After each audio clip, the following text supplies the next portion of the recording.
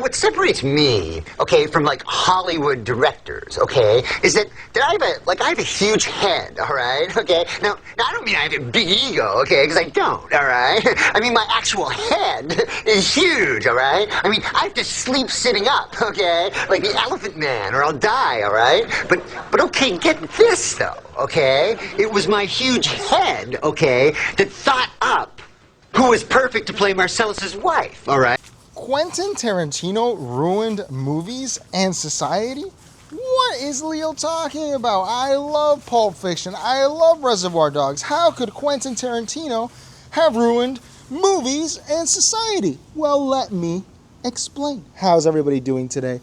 Before we get into it, as usual, like, comment, and subscribe. However, remember, rule number 1 of the King Leo Show, we do not talk about the King Leo Show. And rule number 2 about the King Leo Show, we do not talk about the King Leo Show. How is everybody doing today? Today, I have much more of a social cultural episode for you guys. As someone who worked in film and has always loved film, I have always had an issue with Quentin Tarantino, who is a noted and important director in recent history, who gets a lot of praise. He gets a lot of praise. People really like Quentin Tarantino. And I'll be honest with you, I like some of the Quentin Tarantino movies. I like Reservoir Dogs. I like Pulp Fiction. Hell, I even like Kill Bill to an extent. And Django's a pretty good movie. But we have to admit something, which is that Quentin Tarantino played a huge role in the downgraded quality of movies as well as society. The way we communicate our politicians, all sorts of issues. And how do we explain this? How can I sell you on this? Well, let's think about it, okay? What is Quentin Tarantino famous for? Well, most of you would probably say for violence, of course, which is not really one of the issues I'm tackling here today. But secondly, he's famous for his witty dialogue, for his clever dialogue. Royale with cheese, you know what I mean, a witty dialogue that everyone seems to enjoy, where the characters are talking about everything, but they're talking about nothing. It's a mundane conversation, but it's a conversation that you can't resist but listen to because it's so interesting, which is truly a mark of talent. However, Quentin Tarantino, with his witty dialogue, as well as his other feature, which is his large repertoire and knowledge of movies, and his ability to pay homage to movies throughout history, have really affected film as well as society. Why is this the case? Well, first of all, let's tackle that of dialogue. Listen, there is a problem. I think we can talk about conversation in a pre-Tarantino and a post-Tarantino world, okay? I think back to Fight Club and the scene where Tyler Durden is talking to the narrator, and the narrator makes some sort of witty joke, and Tyler Durden says, "Oh, that's clever. How's that going for you?" We live in a society now where everybody is clever all the time. They have to be clever in what they're saying. No one can ever be earnest or genuinely funny either. They have to be clever, which is very different than even a wit. Cleverness is this sly fox attitude that people have where they can't just be straightforward with you. Everything is behind layers of irony and detachment. I'm guilty of this as well. I mean, I live in this society with you guys. What am I supposed to do? Not be clever? We are children of the Tarantino era. Anyone younger than, 40? We are all victims of this because Tarantino started this clever dialogue back in the 90s, but it has spread to the rest of movies. Everything is clever. Nothing is straightforward. And just as it always happens, normies, regular people confuse movies with real life. And they think that, well, these characters are clever, so I have to be clever as well. And all it does is cause a lot of miscommunication. Our politicians can't really speak to us. Everything is some sort of cynical joke. And there are some positive effects of this irony, but a lot of negative effects too, where, for example, you look at any commercial nowadays, and they all have to be clever. They can't just tell you what the product is. Even a mega corporation like Apple or Tesla will have to do a clever ad. It can't just be a good ad. And cleverness is seen as the priority rather than being good. Cleverness, I mean, think of all the comebacks, like what we remember from the first Trump election, is all his clever quips and persuasion tactics. And while they were very good, I'm not going to judge them. They were very good. They were very effective. They got him elected, right? We have shut out anyone that does not have the ability to do cleverness and only allowed people who are clever to come in. And this is a problem where, watch a Mint Mobile commercial, man. Watch Ryan Reynolds. Everything is self-referential. Everything is clever. Nothing can just be. And this makes it impossible to communicate. It's already impossible to communicate. As we know on this channel, we are Baudrillardians. We are Baudrillardians. And Baudrillardians do not believe communication works. But I have to say, adding irony makes things a lot more difficult. We have to be able to communicate to get things done. And nowadays, I mean, a lot of the frustrations you see, whether they be interracial or intergender, I think it comes down to this, where people don't realize that everyone else is operating behind a thick layer of irony. No one can be earnest because there is something unusual about cleverness where it becomes a sort of armor. It becomes something that you have to hide behind because if you are earnest, you can be taken advantage of.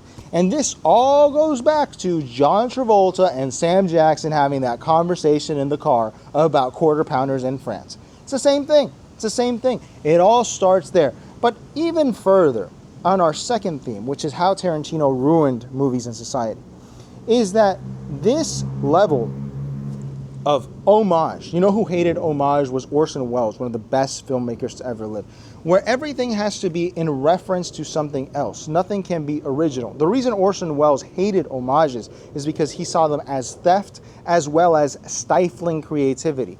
Nothing can exist on its own. Everything must be a reference to something else. You see this in freaking commercials, dude. Commercials nowadays are referencing, I remember during the Super Bowl last year, they were referencing When Harry Met Sally, and I was watching the Super Bowl with someone who was a few years younger than me, and I said, that's from When Harry Met Sally, and they said, no, that's from, I think, Modern Family.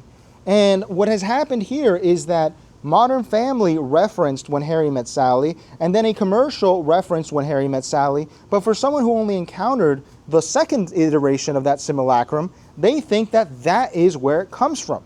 And that means that there is no originality left.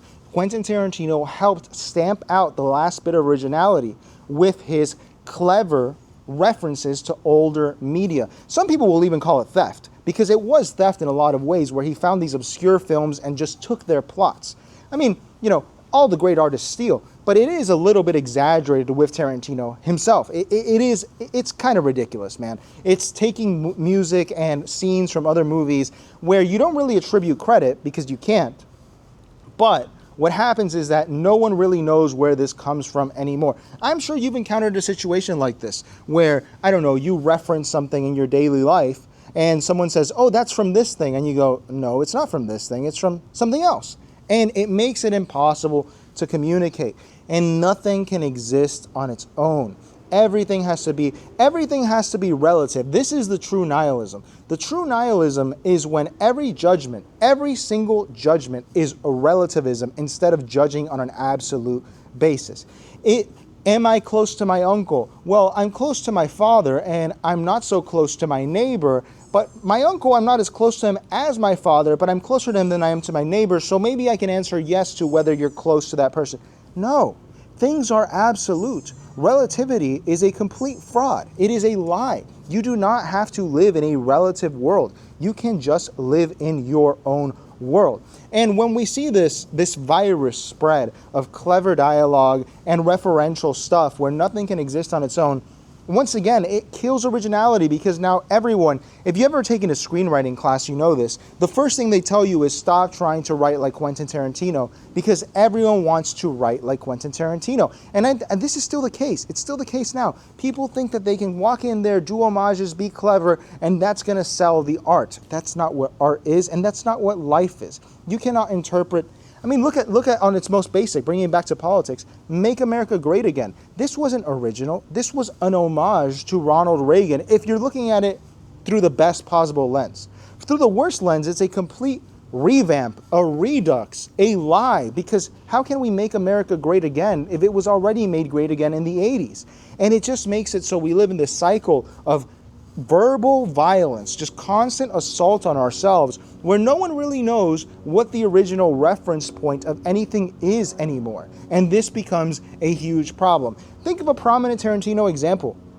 If you said to someone, hey, you know that music from the Battle of Algiers, they might think it's the music from Inglourious Basterds because he used it verbatim there. And what really offends me about Tarantino is that if you look up interviews that he does, he hates when people rip off his shit, in his words. He was angry at Michael Fassbender because he did a non-for-profit play of Reservoir Dogs in his youth.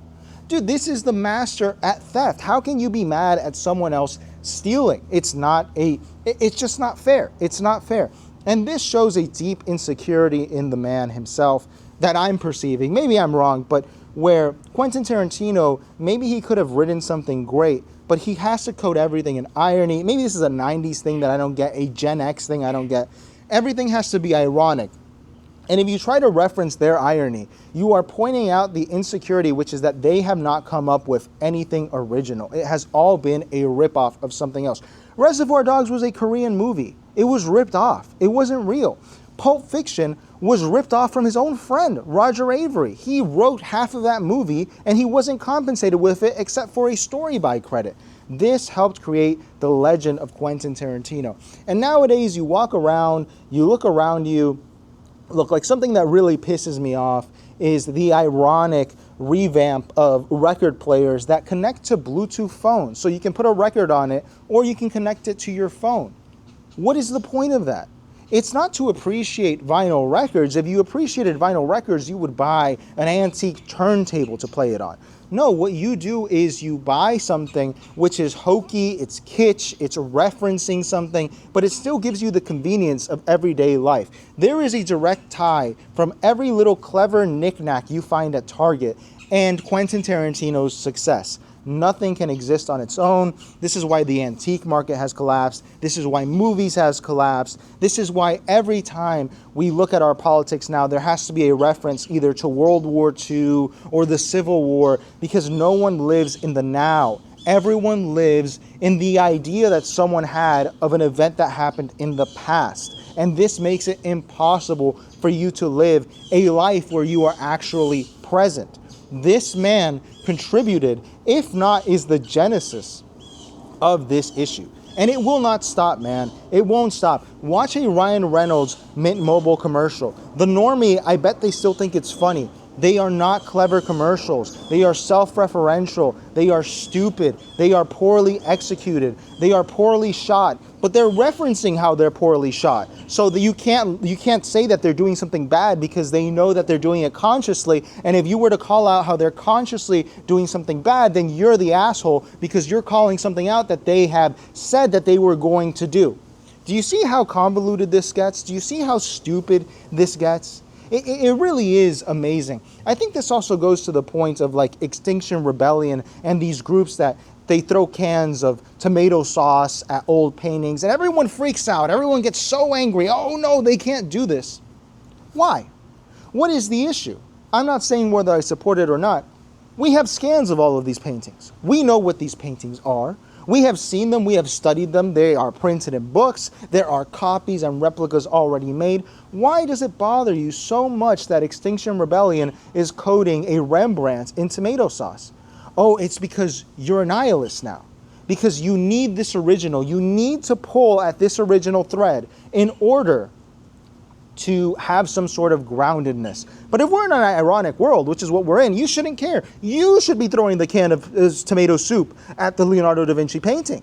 Because who cares? Quentin Tarantino broke our society. It fractured into a million pieces. It doesn't matter. They could put a fake Mona Lisa and you're going to think it's the real Mona Lisa. It doesn't even matter anymore. Who knows if those paintings are real or not? You're not analyzing if the painting is even real. You're looking at it contextually. This painting is in a museum, therefore it's real. Therefore, throwing tomato sauce at it ruins my life, ruins my history. You don't know that. You don't know any of that. But we live in this era of homage, of ripping off, of lying, of cleverness.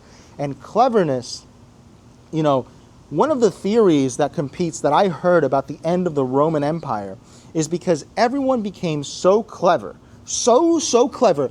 Smartest kids, the gifted kids in the classroom were for the regular kids. That's what it became, that Caligula really just exploited this. And what he did is he appointed a horse as a consul. And when he did that, he helped point out how ridiculous the whole thing was. He said, oh, if you're going to be clever, I'm going to be extra clever. Let me appoint this horse as consul. And then suddenly everyone had to stop and say, this guy's crazy. I'm clever, but not that clever. Well, you started it, man. What's the problem? There's a reason that no one takes you seriously anymore. There's a reason you don't take other people seriously anymore. Because everyone is constantly behind a mask of irony, of pleasure and cleverness, where everything is, how do I beat them at a bad game of wits? How do I beat them at this? Instead of ignoring the substance of what's happening. And there's no solution for this, by the way. I mean, you've opened the Pandora's box. How would you make people unclever? It's impossible. It's impossible. Except if you have a time machine, maybe. How do you stop the crack epidemic? You can't. You can't. The fentanyl epidemic, you can't. You have to go back in time. So now we have to live with it. I myself choose to embrace this irony, but I recognize its effects. I can't watch movies made after 2023 anymore. They're not very good. But, you know, I can live with this cleverness. I can do it. And if you don't follow Paul Scalise on Twitter, he's the one who came up with the term stuck culture that I really like, where he says that now everything is a remake of a remake, a copy of a copy, in film, in sports, in everything. This all happens. And there's no way of solving this. And we might as well, if we're really going full ironic, which they have started doing, thankfully, just replay the old movies, man. Last week, I saw Chinatown and 2001: A Space Odyssey in theaters. And that is better than trying to watch someone's new, clever, remaking interstellar crap that is referencing 2001 because it can't be on its own. That is better than that. Watching the original. Watching the non-copy version. Let's try to appreciate things in what they are. And you shouldn't have to appreciate art that is not good anymore. There is no reason for you to. You have access to a library of Alexandria of information. Might as well watch the original, man. Why do you care about being clever? Why? Why? You're being clever, how's that working out for you? Oh, negative 3,000 jobs created last month because of your cleverness. With that, everybody, I appreciate you tuning in and hearing me out, man, because a lot of people get really defensive about Quentin Tarantino, and I get it. He was a big influence on me in my youth. But I can recognize that the man did a lot of damage to the world. And it's unfortunate, but we just gotta live with it. So with that, everybody, let me know what you think. What's your favorite Tarantino movie? I think mine has to be Reservoir Dogs, or maybe Pulp Fiction even though I've kind of outgrown it in a lot of ways. Let me know in the comments, and please like, comment, and subscribe. But remember, rule number 1 of the King Leo Show, we do not talk about the King Leo Show. And rule number 2 of the King Leo Show, we do not talk about the King Leo Show. With that, everybody, you guys have a great day, and be sure to join our stream tonight. It's almost the weekend, man. You can really feel the pull of the weekend. I remember we were doing an MTV interview, and they were like, you know, why did you think about George? And Quentin was like, well, you know, man, it was like, I was watching ER, man, and I look over and I'm thinking, you know, fuck, man, like that guy and I could be like brothers, you know? And I'm sitting there like going, what? George was like on the cover of Us magazine or something. And Robert's like, hey, we should cast this guy. He looks like Quentin. All right, and I just had it in my mind